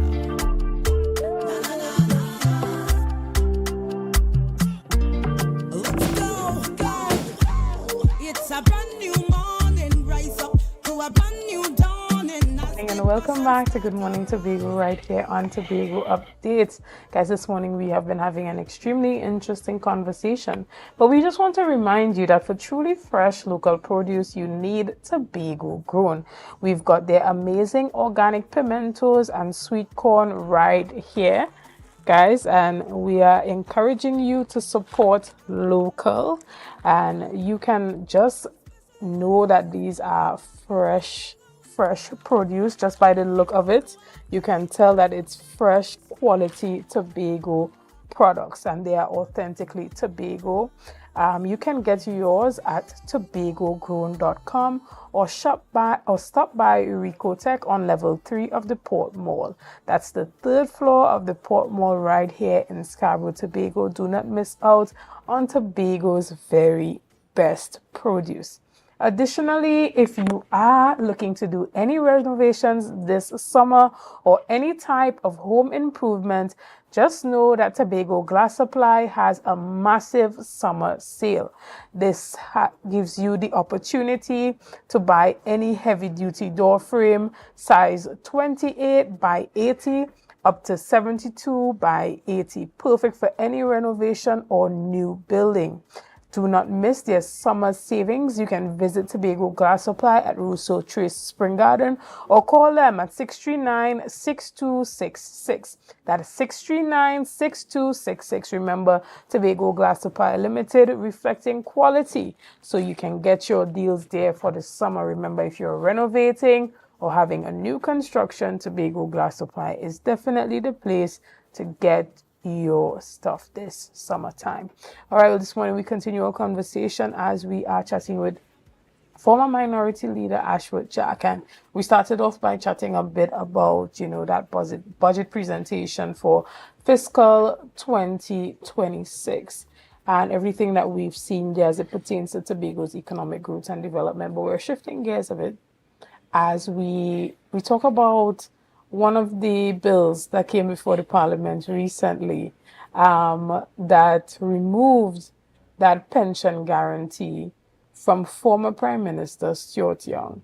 He only served a few days, we will say, in office as Prime Minister, and he was guaranteed up to 87,000 a month just for, such a short time in office. And this would have raised concerns among the citizenry on every side, both persons who support the People's National Movement and persons who do not support the People's National Movement. And we saw that this administration, led by Kamala Prasad-Visesa, brought a bill before the cabinet, and they approved that this would no longer be so, and he does not qualify to benefit from that pension. What are your views on this? Okay, one thing, I hear that, and it is unfortunate that an individual is attached to the bill. Right. But the bill is much larger than any individual. Right. I want to go back to when the bill was first proposed 50-something years ago. I was trying to pull it, but I didn't get enough time to ask and pull it, but I will definitely pull the member of the House who was concerned about how wide-ranging the bill was. Because what this bill does is that it makes a Prime Minister pensionable within 24 hours of assuming the office of Prime Minister. So 24 hours you spend as Prime Minister, and you're entitled to the pension equal to your salary. Now, as a public servant, you have 33 and a third years. Explain that to me. If you're an elected member, because the politics is treated a bit different, because a lot of times when you're out of the politics, that's it. You know, it's hard to find a job, even with your family, stuff like that. And so that's why there are some different treatments to it. But if you're a member of the Parliament of Trinidad and Tobago, in order to get any pension, you have to serve 7 years. Except if you're the Prime Minister. 24 hours. If you are a member of the Tobago House of Assembly, then you have to serve 6 years in a term and a half in order to qualify for your pension. And then there are some other things that you need to look at. The Prime Minister is the only position, not personal, I'm not dealing with the person, is the only position in this country that there is no limit, age limit for pension. It is, that for me was a little scary. Let me explain. You know why the talk is about former Prime Minister Young? It's because the former Prime Minister not only served, and let me back up about the serving, because this was a calculated attempt. Very, very calculated. And let me explain that. The former Prime Minister, former Prime Minister, tendered his resignation, and the next day, they appointed Stewart as Prime Minister. And the next day, they called the election. So in effect, there was no opportunity for this to be debated in the House. And there's a reason for it. If this had gone to the House, by dissolving the House, it means that the House cannot sit so there's a 30-day before the election. But the Constitution is clear on this. The Constitution says the person who shall become Prime Minister shall be the political leader of the party that commands the majority support in the House. Stewart was not made a political leader, and therefore that would have been challenged, I'm quite sure, in the court. So you think that is why they called the election? And that's why the election, everything was kind of tied up. It was not by chance. Everything was looked at. A government who has all our resources and things wouldn't make such a foolish mistake. So it was tied up. And I could only think that guarantee, listen, whatever happened, you will have a pension for life. So you know what? And your pension is your salary, which is the equivalent of $1,044,000 per annum. 87. And when does that pension kick in? That is what I'm coming to. And I said there is no age limit for pension of a Prime Minister. So we can use the present scenario and then could use another ridiculous scenario. Let us say there's also no age limit as to what age you can become Prime Minister. Once you can vote, you can become Prime Minister. Unlike the presidency, I think you have 35 before you could become president. Let us say we have an extremely popular 20-year-old. And he's elected Prime Minister, the political leader of our party and Prime Minister. 2 years after, he's deposed by his party. Inexperience or the test of you ain't good enough to understand. That 22-year-old is entitled to pension at 22. And I was talking about the 33 and a third versus the 6 versus the 7, because the Prime Minister, there is no age. And so let me tell you what was happening up to last week. Young would have served as Prime Minister for 31, 32 days. And then he was re-elected to the House. Whether he was re-elected or not, his pension was assured. So he would have gotten that pension from now until, for the rest of his life. Wow. Not only that, and this, as I said, there's no age limit. So he's in his 40s. So for the month of May and June, yeah, he would have gotten he was entitled. 87. He was entitled to 87,000. Right. Which they say is broken down like your pay and the difference between your pay and your pension.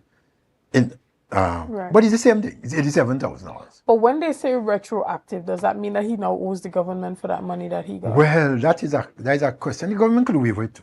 The government could waive it too because it means, but retroactive means that he wasn't entitled from date.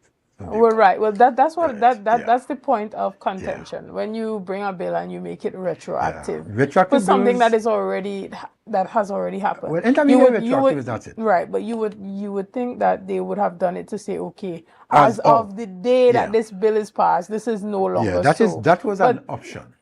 But the retroactive makes it seem that it is targeted. At the individual. At an individual person. Another aspect of this is and he's lucky it's only 2 months that you go retroactive. It could have gone further back. I think what they're probably saying, I'll have a couple $100,000 again retroactive payment for the salary increases. We'll just take it from that.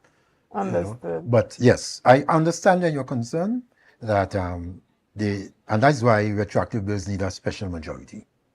It's not something that the Constitution wish for you to tamper with very easily. What do you think about the PNM members abstaining from voting? Well, abstaining from a bill is really showing courage, You really don't want to vote against it, but you can't vote for it. So it's just been coward. If I don't believe in something, I vote against it. You weigh onto me. You can't do me anything, But some of those things that might be strategic, the caucus meet and decide, listen, we can't vote against this thing. Because if we vote against it, somewhere down the road, we might have a bill that we want to do, and they will say, you vote against. If you vote for, Stuart, I'm going to cut off your head, and some of the PNM people, because you vote to them lose pay. Also, the PNM will lose 5% of 87,000 every month for the rest of his time as a member of parliament. So these are matters that I'm quite sure that people have sat down and calculated and worked it out and say, okay, this is how we're going to deal with this.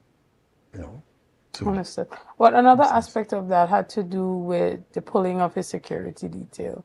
That happened, I believe, on Tuesday during a walkabout in his constituency.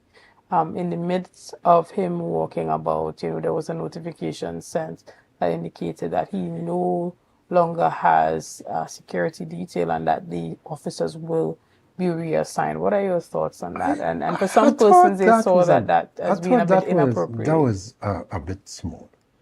In that, and we have to be very careful. I don't know if any government could instruct the commissioner to just pull the security immediately. I think that there should have been a bit more prudent exercise in that regard. Yes, you know that he was not, as of that day, afforded any security, but he could have been informed, and at the end of the day, end of the walkabout, whatever it was, they could have said, listen, this is what have happened, we have informed you that this is what it is, today is our last day, and stuff like that. I personally don't think it was necessary to pull the security in the middle of a walkabout. Right, understood. And do you think that this sets up precedents for, moving forward? But everything sets up precedent. How we hand over governance and leadership. Everything sets a precedent. Because I don't know if you're aware that former prime ministers and leader of the opposition was not entitled to security up to 2010. Yeah, up to 2010, the leader of the opposition was given security in 2010 because of how Patrick Manning was treated in Balizé House. And I'm not asking you, I'm telling you. They were swearing in the ministers. And I was part of that conversation.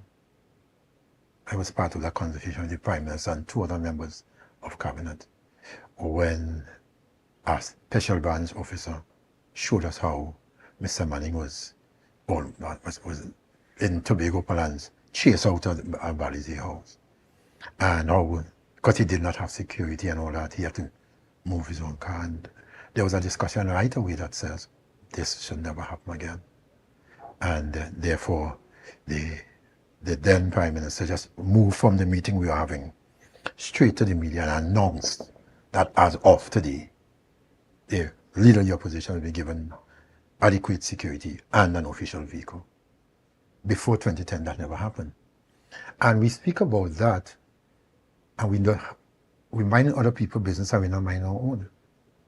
In Tobago, when the Chief Secretary leaves office, the Chief Secretary is entitled to nothing. The Chief Secretary have to wait until he's 55 years old in order to get pension. I mean, in Trinidad, you have to serve a year as Prime Minister. I find they should do the same thing for Tobago. And so the Chief Secretary should serve a year. I don't care who the Chief Secretary is. The same thing could apply. And there's another thing that we have. Meaning when the pension should kick in as soon as they demit office, they should then if it happens in Trinidad, then it should happen in Tobago. Right. So currently, the Chief Secretary has to function for the entirety of his term in office in order to get his pension in Tobago. And another half. Wow. So you have to be a Chief Secretary for 6 years. I'm a member of the House for 6 years. So like everybody else. So there's no special provision for the office of Chief Secretary. Do you think that this is a conversation that will come up in chats with the THA and the central government? And there's another thing. There is that level of, leveling the playing field across the board. There's another thing that I have seen that need to be addressed. A couple years ago, the previous PNM administration took an amendment to allow the cabinet ministers and stuff salary to be pegged to the cost of living differential. What does that mean? It means that every time there's an increase in salaries for ministers and members of parliament, the former ministers, as of starting, I think about 3 or 4 years ago, will have an increase in their pension. And there's nothing wrong with that. Because I can tell you that the former Prime Minister, former Chief Secretary Charles, died with a pension of about $7,000. Because at the time he served when the pension was about $14,000. When the salary, was about $14,000. Half of that is his pension. And so, don't care how the cost, and it happens with public servants, it happens with everybody. Don't care how the cost of living changes.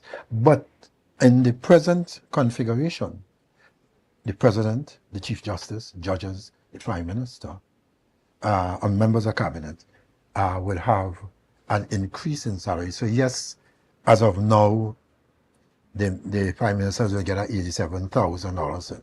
But if the Prime Minister's salary goes up to $100,000, then the pension of the last 2 Prime Ministers have gone to $100,000 also. Okay. So all those things, I think that, we need to look at and see how that affects it.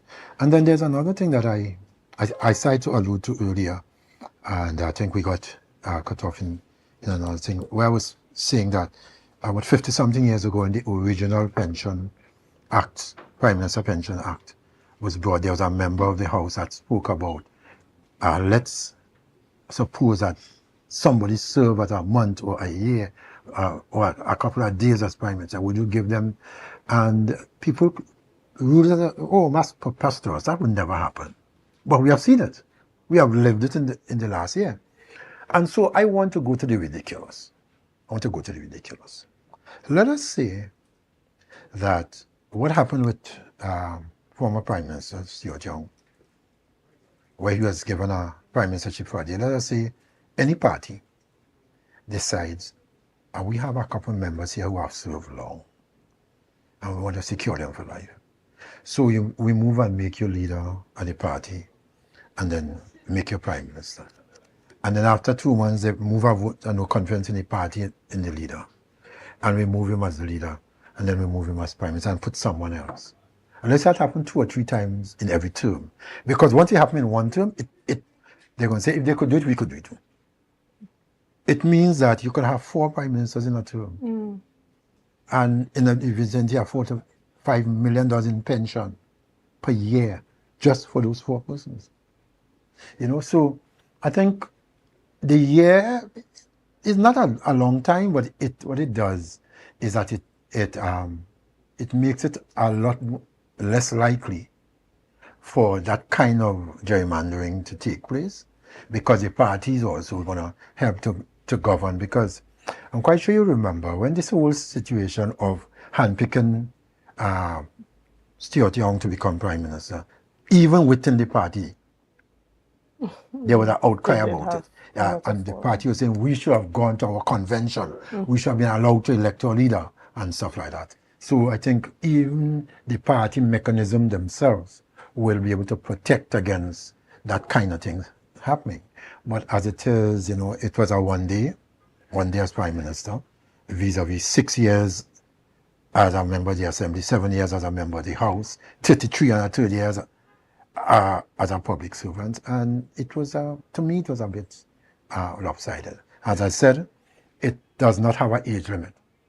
You can become Prime Minister at 18, you can be deposed at 19, you're entitled to your pension from that time until you die. And it puts the country in another kind of financial situation. Right. And even as we round off the discussion this morning, I want to touch on one of the points that you raised as it pertains to leveling the playing field regarding the Tobago representatives in the THA and, making sure that it is on par with what we're seeing at the central government level. Why is that important? Because until Tobago is treated as an equal partner, it will be seen as less. I have said this every day, and it's something I'm going to address and hope that we get it fixed. Where the Chief Secretary is referred to as the Chief Secretary of the Tobago House of Assembly. That was deliberate. That was deliberate. There is no Chief Secretary in the Tobago House of Assembly. None. There's a presiding officer, just as there's a Speaker of the House of Representatives and a President of the Senate. There's a presiding officer of the Tobago House of Assembly.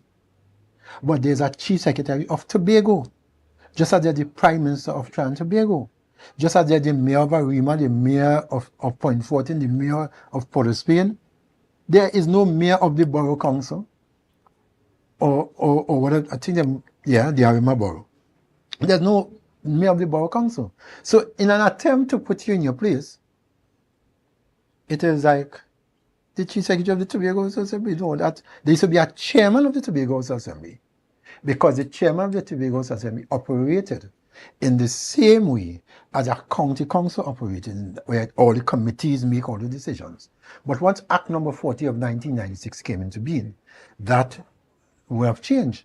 But for some reason, it has just become, and I hear Chief Secretaries all over the years referring to themselves as Chief Secretary of the Tobago House of Assembly. Yeah. Even them, I think, sometimes don't even understand. But there's no Chief Secretary of the Tobago House of Assembly. The Tobago House of Assembly is an institution. What you govern is the island, so you are the Chief Secretary of Tobago, just as there's the Prime Minister of Trinidad and Tobago. Excellent. We want to thank you for bringing that to light. And we want to remind our viewers this morning that we do have some truly, truly fresh Tobago produce here with us from TobagoGrow.com. And we have some pimentos as well as some really fresh corn, and it adds that authentic Tobago flavor to your dish. And if you are interested in having it, the pimentos are only $20 and the corn is $25. You can go to TobagoGrow.com, or you can stop by Rico Tech on the 3rd floor of the Port Mall right here in Scarborough if you are interested in getting any of these fresh and affordable produce. Additionally, it's summertime, and if you are planning to do any renovations at this time, you can definitely check out Tobago Glass Supply. So they are having a massive summer sale, and that is including heavy duty door frames, sizes from 28 by 80 up to 72 by 80, and these are perfect for any renovation or new construction. Don't miss their summer saving sale. Visit the Tobago Glass Supply at Russo Trace Spring Garden, or call them at 639-6266. That's 639-6266. Remember, Tobago Glass Supply Limited, reflecting quality. So you can go ahead and get benefit from their summer sale. That summer sale is going to be really big. If you are planning to build, we know that materials are expensive, so now is the time to shop. Guys, we want to thank you so much for being a part of this morning's discussion. Thank you for your likes, your shares, and your comments, and all that you have been doing to make Tobago Updates the #1 broadcaster here on the island of Tobago. Again, I am Chanel Felix, and I look forward to seeing you tomorrow. We'll be working out of the Magdalena Grand Hotel, so we look forward to seeing you there with an exceptional morning show. See you soon.